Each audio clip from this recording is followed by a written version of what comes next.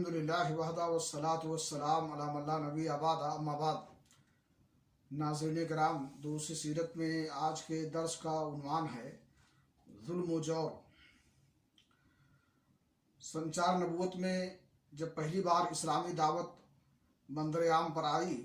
تو مشرکین نے اسے دبانے کے لیے مختلف کارروائیاں انجام دیں، اور یہ کارروائیاں تھوڑی تھوڑی درجہ بدرجہ عمل میں لائی گئیں، اور ہفتوں بلکہ مہینوں مشرکین نے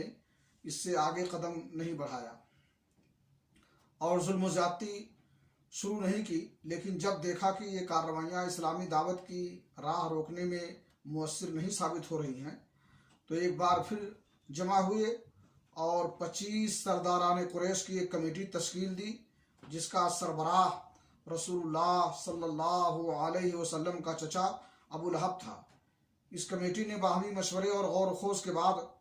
رسول اللہ صلی اللہ علیہ وسلم اور صحابہ کرام کے خلاف ایک فیصلہ کن قرارداد منظور کی، یعنی یہ طے کیا کہ اسلام کی مخالفت،